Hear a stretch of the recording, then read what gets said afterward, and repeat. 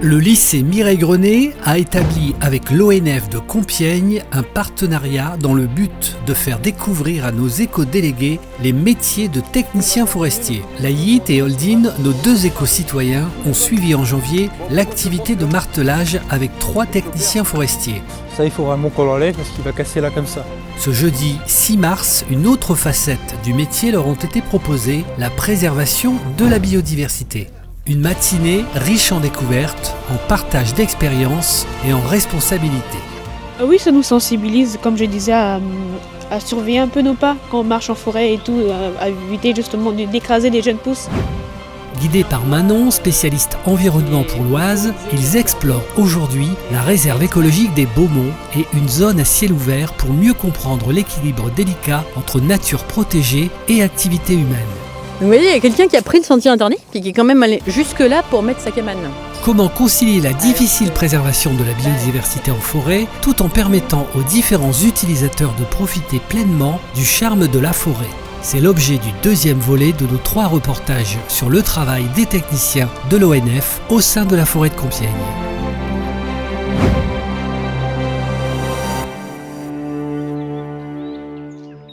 8h30 au carrefour du Tréant. Les élèves découvrent le groupe et en particulier Chloé, une stagiaire venue accompagner la visite. Alors moi je suis stagiaire à l'ONF et je vais travailler sur l'accueil du public dans les réserves biologiques de la forêt de Compiègne et la forêt d'Ermenonville. Le groupe se rassemble au pied de la célèbre allée des Beaumonts.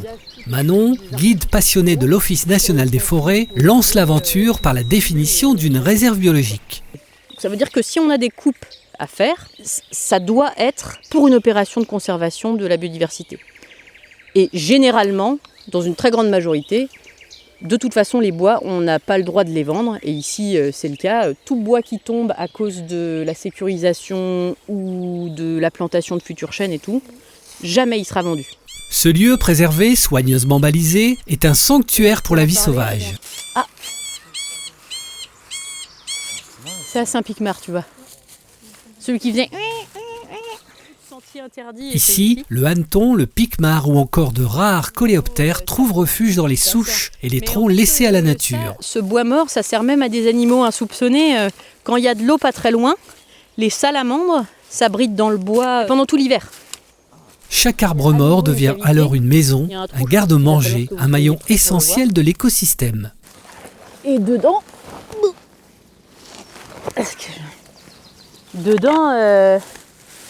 il y a une matière de bois en décomposition, donc là il est encore assez sec. Mais en fait, dans les cavités comme ça qui sont au sol, ça forme un terreau, vraiment comme du terreau de jardin.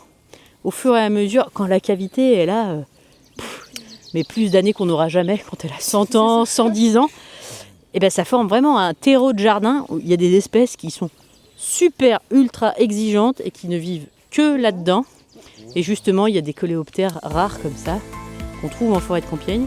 Mais la forêt compiègnoise, majestueuse et fière, doit aujourd'hui lutter pour conserver son emblème, le chêne. Fragilisé, attaqué, il voit son espace se réduire face à des espèces envahissantes comme le Prunus serotina, le cerisier tardif, qui grignote peu à peu son territoire. Et donc du coup, quand tu t'imagines un petit semis comme ça, et que tu dois échapper aux dents des grands animaux, aux hannetons qui peuvent être dessous, à la sécheresse en hiver qui t'empêche de faire trop de réserve, en été qui te sèche, tu finis par tirer la langue, quoi. Et c'est pour ça que ici, si on veut qu'il y ait à nouveau du chêne à la suite, en fait, les naturalistes nous ont dit que cet endroit avait une valeur particulière et qu'il fallait absolument le conserver, donc conserver l'existant.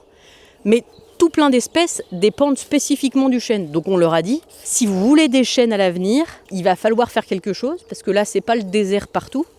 Mais quand on regarde tous les jeunes arbres autour de nous, il n'y a pas un seul chêne. Si, il y en avait un là et il est mort. L'ONF met en œuvre des mesures concrètes, tout un travail patient pour redonner vie à cette essence précieuse. Il faut faire quelque chose, donc on nous a autorisé, même si c'est une réserve, à mettre par exemple des protections autour des petits semis existants On va faire ça bientôt. On va aussi faire un petit essai de plantation de glands de chêne qui sont venus spécifiquement des Beaumont parce que pour l'instant, ils ne voulaient pas qu'on aille chercher du chêne ailleurs, même en forêt de Compiègne. Il y a des chênes qui sont faits spécialement pour récolter les glands, juste de l'autre côté des Beaumont. On va prendre ceux-là et les planter. Le site, accessible au public sur des sentiers bien définis, est ponctué de panneaux pédagogiques et de pictogrammes qui sensibilisent les promeneurs au respect de ce milieu fragile. Ça, c'est sur le bout du sentier du Picmar, tu vois, pour donner un petit peu envie de respecter les règles. On a mis des petits équipements comme ça qui sont faits pour les enfants et aussi les adultes. À chaque fois, il y a des petits jeux sur donc toute la montée et toute la descente du sentier du Picmar. Pourtant, tous ne jouent pas le jeu. Une cabane improvisée, découverte au cœur de la zone protégée, rappelle tristement que la nature doit encore se défendre contre l'oubli et l'indifférence. Vous voyez la cabane et vous levez les yeux. Il y a une branche qui est assez fine, mais qui est complètement morte, toute tortueuse là. Le jour où elle va tomber, si les gens qui étaient en train de faire la cabane sont en dessous, j'aimerais pas être à leur place, ouais. On comprend que c'est impossible de confisquer aux gens l'autorisation d'aller sur le belvédère des Beaumont.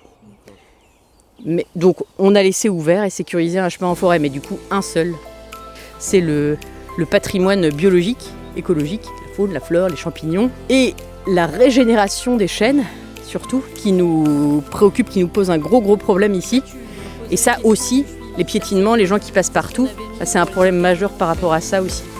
Au détour d'un sentier, la balade continue sur un spectacle grandiose. Un chêne multicentenaire, colossal et paisible, veille sur la forêt. Intouchable, il continuera d'abriter des oiseaux et des insectes, symbole d'un équilibre que l'ONF s'efforce de préserver jour après jour. Ça, comme ça, sans branches, tout lisse et tout, c'est un bois de super qualité. Enfin, selon les essences et selon le visuel des arbres, s'ils ont des branches ou pas, s'ils ont des blessures, des coulures, ça donne une qualité différente. En France, le maximum de qualité de bois qu'on vend, c'est vraiment des arbres comme ça. Et du coup, les mettre en réserve, ça veut dire qu'on ne les vendra jamais. Au fil de la balade pédagogique, nos deux éco-délégués s'étonnent de découvrir un champignon qui colonise les arbres, l'amadouvier. C'est dur. Et en fait, ça, les petits champignons qui commencent comme ça, là, ils deviennent aussi gros que ça et aussi durs. C'est des champignons qui se nourrissent, se développent à partir du bois aussi. Ça s'appelle un amadouvier. Non, c'est généralement, c'est pareil, ces champignons-là, ils apparaissent tout le temps quand l'arbre a une faiblesse. Ça sert surtout quand on est en martelage, comme les collègues, comme vous avez fait la dernière fois. Quand on voit des champignons comme ça sur un arbre, là, ça va pas durer 100 ans encore.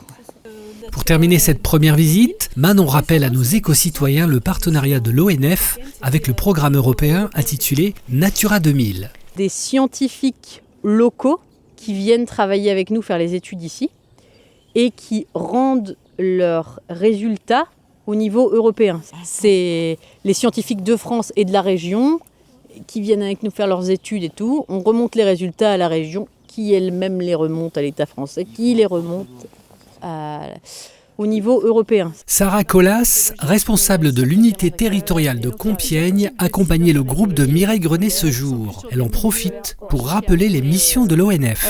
On apprécie d'avoir l'occasion de pouvoir expliquer ce qu'on fait et surtout valoriser le fait qu'on a différentes fonctions dans la forêt.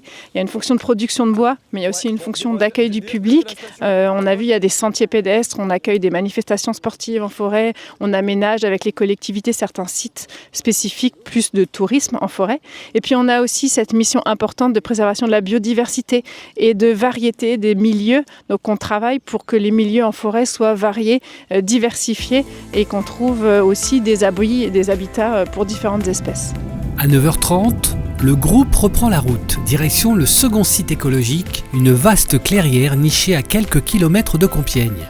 Là s'étend un chantier de restauration, un espace fragile et précieux, particulièrement touché par les effets du changement climatique. Manon rejoint les bénévoles de l'association amiénoise Concordia Nature. Romane Darier, la responsable, accompagnée de Théo et Célia, ses deux assistants en service civique. Je m'occupe de ce groupe de volontaires qui est engagé pour la nature en mission de service civique.